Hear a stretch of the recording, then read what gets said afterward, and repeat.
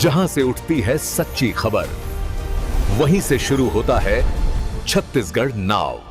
नमस्कार, मैं ज्योति और आप देख रहे हैं छत्तीसगढ़ नाउ डिजिटल। धर्मजयगढ़ में अंबुजा अडानी की प्रस्तावित जन सुनवाई पर टकराव अब निर्णायक दौर में पहुंच गया है।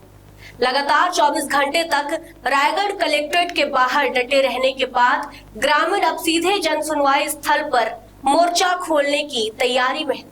बीते 2 दिनों से महिलाओं, पुरुषों और बच्चों की भारी भीड़ कलेक्ट्रेट के बाहर डटी रही, लेकिन बातचीत का कोई रास्ता नहीं निकला। इसी बीच स्थानीय विधायक उमेश पटेल और लालजीत राठिया भी ग्रामीणों के साथ पूरी रात धरना स्थल पर मौजूद रहे। आज सुबह ग्रामीण अपने गांव लौट तो गए, लेकिन एक कड़े ऐलान के साथ कि धर्मजयगढ़ क्षेत्र की जमीन, जंगल और जल स्रोत की सुरक्षा के लिए जन सुनवाई को हर हाल में रोका जाएगा।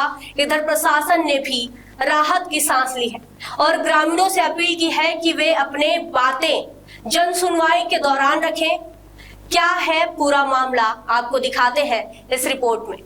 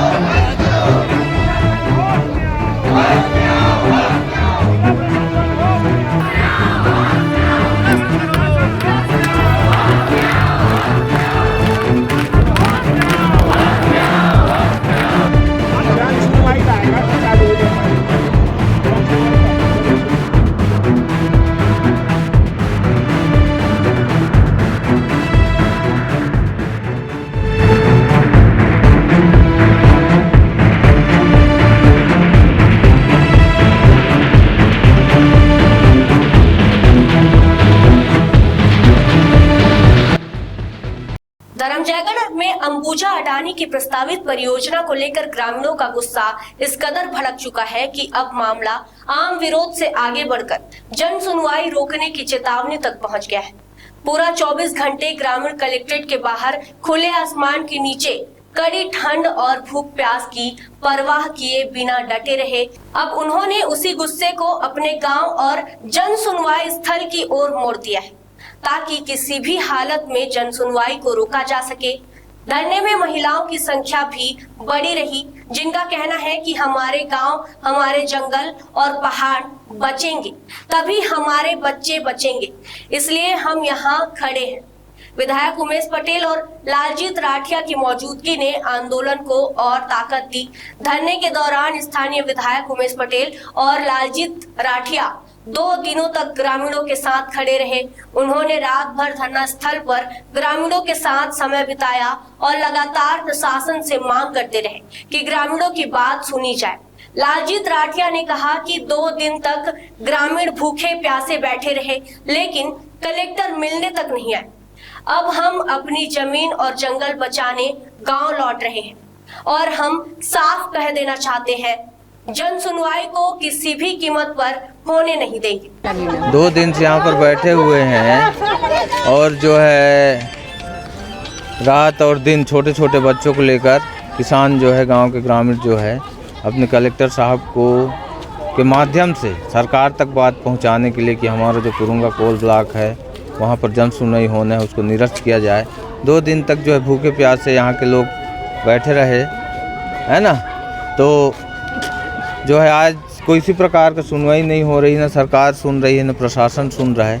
इसलिए जो है सब लोग अपने गांव में जाकर जो है अपने गांव में चोरी हो रहा है, डकैत घुस रहे हैं, उसको जो है रोकने के लिए सब लोग अपने घर की रखवाली करने के लिए, जल जंगल ज़मीन की रक्षा करने के लिए सब लोग वहीं गांव में जा रहे हैं। आगे किस तरह से रणनीति? बिल्कुल जो है हम लोग वहाँ अपनी जल जंगल ज़मीन जो वर्षों से हमको पालते आई है, सींचते आई है, उस जल जंगल ज़मीन को जो है आज हमारा समय आया है कि हम जो है जाकर उसकी रक्षा करें। और वो हमेशा उनसे हमारा जो नाता बना हुआ है, आज हमारा आय का साधन भी आदिवासियों का जल जंगल ज़मीन से है। आर्थिक रूप से हम मजबूत हो रहे हैं तो वहीं से हो रहे हैं। इसलिए जो है हम लोग अपनी जल जंगल ज़मीन की रक्षा के लिए हम लोग वहाँ पर जा रहे हैं। आगे क्या रणनीति रहेगी अब? बिल्कुल जो है आगे की रणनीति ये रहेगी, पूरा जो है आप देख रहे हैं, ये किसी के सिखाए हुए न किसी के पढ़ाए हुए हैं, ये जो है अपने से पब्लिक आई हुए है, वहाँ के गरीब जनता और किसान मजदूर लोग हैं, वहाँ जो है खुद से जो है अपनी लड़ाई लड़ रहे हैं। क्या 11 तारीख को विरोध होगा जन सुनवाई का? बिल्कुल देख रहे हैं आप, जो है सभी जो है विरोध कर रहे हैं, वहाँ पर जो है नहीं चाहते। कौन अपनी ज़मीन को देना चाहेगा? कौन अपनी माँ को जो है कई पीढ़ियों से जो है उसको संजो के रखे हैं, यहाँ उजाड़ना चाह रहे हैं, उस गांव को जो है उजाड़ने नहीं देगी। मतलब हम ये माने कि अब जो आपका जो आंदोलन चला था वो गांव में चलेगा? बिल्कुल जो है हम गांव में जो है रहेंगे। कल से लगातार धरना यहाँ प्रदर्शन हो रहा था और गांव वालों का यही मांग थी, इच्छा थी कि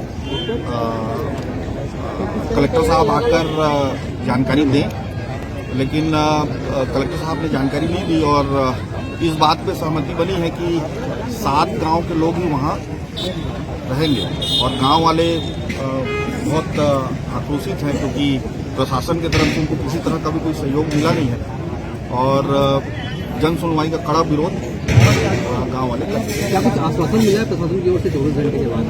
नहीं, ऐसा कोई आश्वासन नहीं मिला है, लेकिन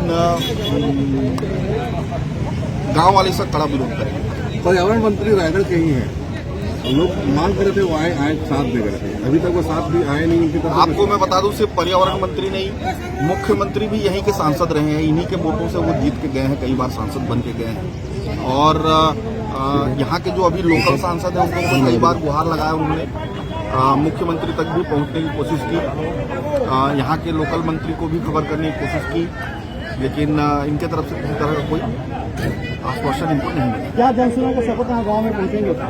सपोर्ट में जी, जनसुनवाई के विरोध में गाँव के सपोर्ट में गांव वाले जहां बुलाएंगे मैं कलेक्टर से मैं उनके साथ खड़ा हूँ। गांव वाले कलेक्टर से मांग करते, कलेक्टर आए मिले में कलेक्टर मिले नहीं, 30 घंटे से ज्यादा देर तक बैठे रहे, तो ऐसे में क्या कहेंगे कि ये प्रशासन? एक प्रशासनिक आतंकवाद है। जिन लोगों के लिए कलेक्टर बन के आए हैं उन्हीं से अगर आप परहेज करोगे तो किनके लिए कलेक्टर हो? धन्यवाद। Thank you. इस बयान ने आंदोलन को और ताकत देते हुए स्पष्ट कर दिया कि आने वाले दिनों में संघर्ष और भी तेज हो सकता है। प्रशासन को 24 घंटे बाद स्थानीय प्रशासन भी लगातार स्थिति पर नजर बनाए हुए था। अपर कलेक्टर और एसडीएम मौके पर मौजूद रहे और बार बार ग्रामीणों से बातचीत करते रहे। एसडीएम ने बताया, ग्रामीण 24 घंटे से कलेक्ट्रेट के बाहर विरोध कर रहे थे। जिला प्रशासन के वरिष्ठ अधिकारी लगातार संपर्क में थे और उन्हें समझा रहे थे। आज ग्रामीणों ने अपना धरना खत्म कर गांव लौटने का निर्णय लिया है। जिला प्रशासन इसका स्वागत करता है। जन सुनवाई लोगों की बात सुनने के लिए ही होती है और प्रशासन चाहता है कि ग्रामीण वहां अपनी बात शांति से रखें। देखिए, हाँ, विकासखंड धर्मजयगढ़ के ग्राम पुरुंगा में एक कोल ब्लॉक प्रस्तावित है, जिसके संबंध में एक जन सुनवाई जो पर्यावरणीय जन सुनवाई होती है वो 11 नवंबर की तिथि को प्रस्तावित है। उस जन सुनवाई को लेकर लोगों की कुछ समस्याएं थी, कुछ शिकायतें थी, जिनको केंद्र में रखकर कल वहाँ की ग्राम पुरुंगा के ग्रामीणों द्वारा यहाँ अपने बातें प्रस्तुत करनी, अपनी मांगें रखेंगी, समस्याएं बताएंगे। ज्ञापन दो धरना प्रकार का कार्यक्रम किया गया।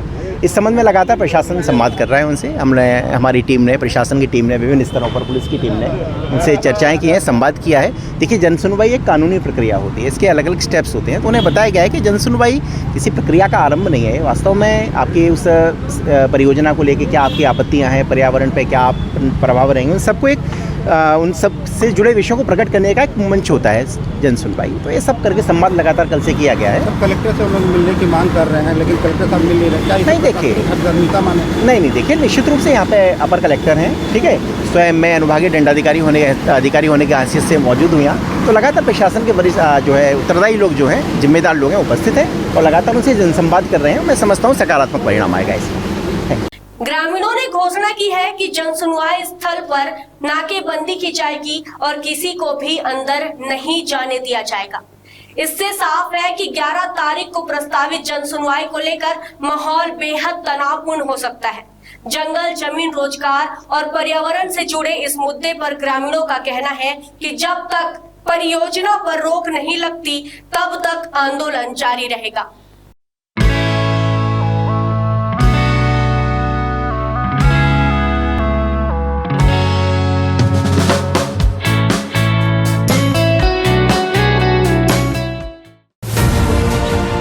खबरें नहीं रुकेंगी। छत्तीसगढ़ नाउ हर पल आपके साथ।